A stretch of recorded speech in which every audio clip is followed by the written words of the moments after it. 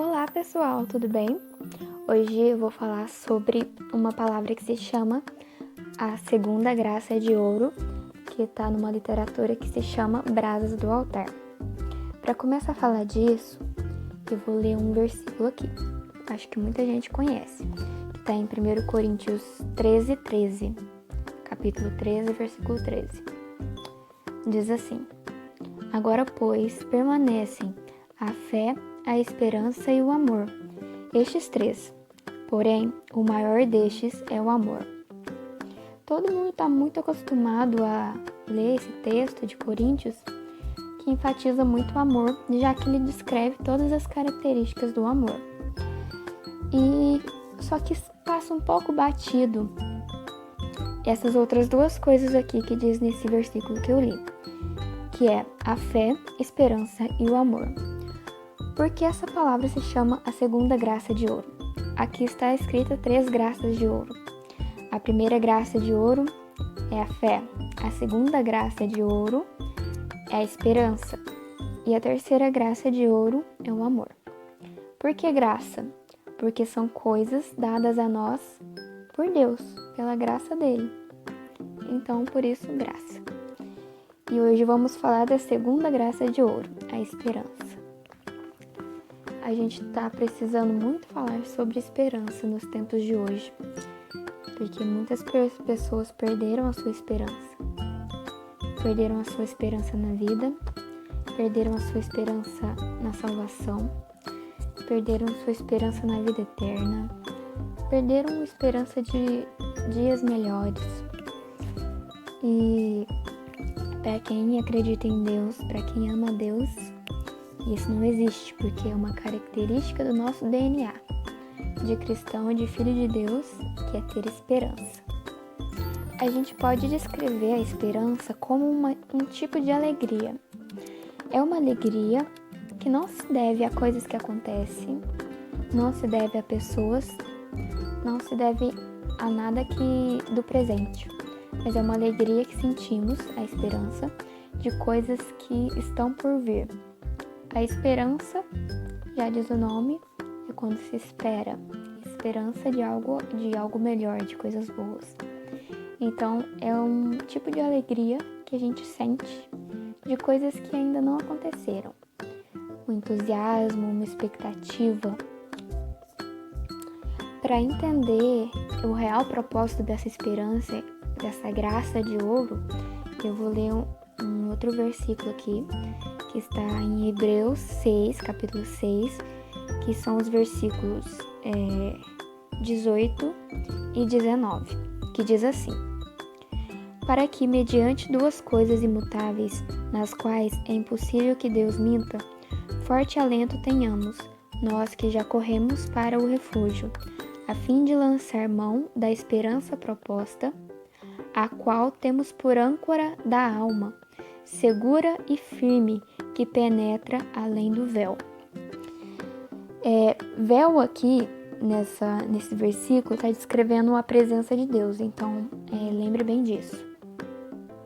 Então, véu simbolizando a presença de Deus, diz aqui que a nossa esperança, que a esperança proposta, é uma âncora para a nossa alma, que penetra além do véu, ou seja, a esperança é como se fosse uma âncora que firma a nossa alma, a nossa vida na presença de Deus, dentro do véu, dentro da presença de Deus.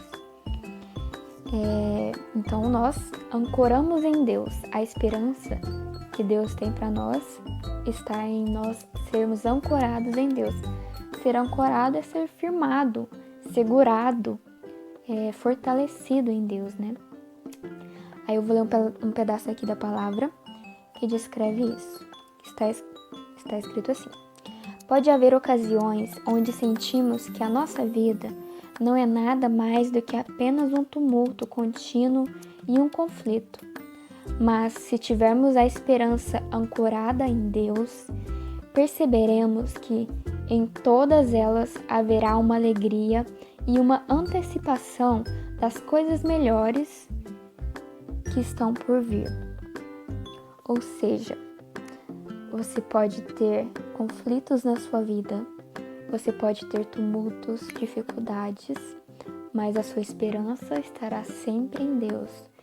Por mais que você passe por momentos difíceis, por mais que você sofra em determinado momento, por mais que aconteça alguma coisa que te desanime, que faça você se sentir mal, você sempre terá uma expectativa, uma esperança de coisas melhores que estão por vir, porque a sua esperança é a âncora da sua alma em Deus. Você fica ancorado em Deus. Porque eu disse no início que o mundo vive uma grande falta de esperança. Porque a gente consegue perceber que a maioria das pessoas vivem no mínimo, vivem no limite, sabe? Trabalhando, morrem de trabalhar para ter o mínimo, fazem de tudo para ter o mínimo e por isso elas nunca têm esperança, porque elas não conseguem enxergar além da situação. Mas Deus está nos dizendo, nos propondo essa esperança que é dada de graça, porque ela é uma graça, então é dada de graça, que vai fazer a gente ser ancorado em Deus. Que não importa as situações, a gente vai correr nossa carreira proposta pelo Senhor e sempre terá esperança de coisas boas. E não é uma esperança vã, não é uma esperança à toa, é uma esperança que realmente te levará para coisas boas, te levará para bênçãos maiores. E a gente tem que estar bem consciente disso quando as adversidades vierem, quando as coisas difíceis vierem. A gente tem que estar bem ciente disso, porque estando ciente disso, a adversidade será menos sofrida e será mais breve também. Eu tenho certeza que todos nós podemos testificar que passou por momentos difíceis, mas depois aconteceram coisas boas. E assim é a nossa vida. Mas no momento que a gente está sofrendo, a gente não tem muita consciência disso. O por isso da importância de se ter a esperança ancorada em Deus, dessa expectativa de saber que, por mais que o momento possa ser ruim, coisas boas virão. Por isso eu disse que a gente precisa muito dessa palavra hoje, principalmente. Se pararmos para pensar, toda a nossa vida é baseada em esperança. A gente serve a Deus na esperança de ser salvos, de morar com Ele, de estar com Ele, na presença dEle. A gente come na esperança de encher a barriga. A gente namora na esperança de casar. A gente estuda na esperança de se formar. Não posso nem falar disso porque eu fico nervosa. A gente trabalha na esperança de ganhar dinheiro. Então a nossa vida é baseada numa esperança, num certo tipo de esperança. Mas existe esta esperança que Deus propõe pra gente, que é uma esperança que nos garante coisas boas. Eu vou ter que pular essa parte porque eu acho que não ficou muito bom. Eu vou ler mais um texto bíblico que vai descrever bem o que é isso. Está em Romanos, capítulo 5, versículo 3 e 4. Diz assim: E não somente isto, mas também nos gloriamos nas próprias tribulações, sabendo que a tribulação produz perseverança, e a perseverança, experiência, e a experiência, esperança. Uma pessoa que tem uma esperança forte certamente já passou por várias coisas difíceis, mas percebeu que tudo isso é passageiro e que depois coisas boas vêm. Então lembre-se, antes de chegar na terra prometida, que emana leite e mel, a gente tem que passar pelo deserto. Só que você vai determinar quanto tempo você vai ficar nesse deserto. Se vai ser 40 anos ou uma semana. Então, como disse os 2 versículos que eu li agora, vamos nos gloriar nas tribulações para nos tornarmos perseverantes, fortes.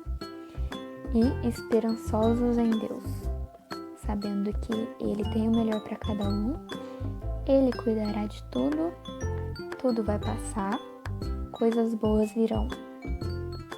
Agora eu vou ler um versículo que está em Efésios, capítulo 1, e o versículo é o versículo 18, que fala sobre a esperança do nosso chamado de Deus. Diz assim: iluminados os olhos do vosso coração, para saberdes qual a esperança do seu chamamento, qual a riqueza da glória, da herança nos santos. Nesse versículo, fala sobre a esperança que cada um tem do seu chamado de Deus. A esperança viva, a esperança do seu chamado, que está lá dentro de você. Todos aqueles que foram chamados por Deus têm essa esperança lá interior. Uma esperança que é sua, do seu ministério, do seu chamamento em Deus. Então eu convido você que tem o seu chamado, que ouviu a voz de Deus te chamando, que não abandone a esperança do seu chamado. Haja de acordo com o seu chamado. Seja voz nesse mundo que tem tentado calar aqueles que amam a Deus, que tem tentado restringir aqueles que amam a Deus. Influencie, não seja influenciado. Leve esse amor, essa palavra de vida, essa palavra de esperança, essa palavra de fé para aqueles que não têm. Em Romanos 8, versículo 24, diz: porque na esperança fomos salvos. Aí eu vou ler um pedaço aqui da palavra para finalizar tudo isso. Há um regozijo e uma salvação que perdura em sua vida pela esperança de Deus. A esperança o mantém firme. Grande parte da estabilidade que uma pessoa experimenta na sua vida não acontece porque as circunstâncias que a rodeiam são encorajadoras, mas porque ela está cheia de esperança e, portanto, está firmada no Senhor. Está firmada na presença do Senhor. Está ancorada na presença do Senhor.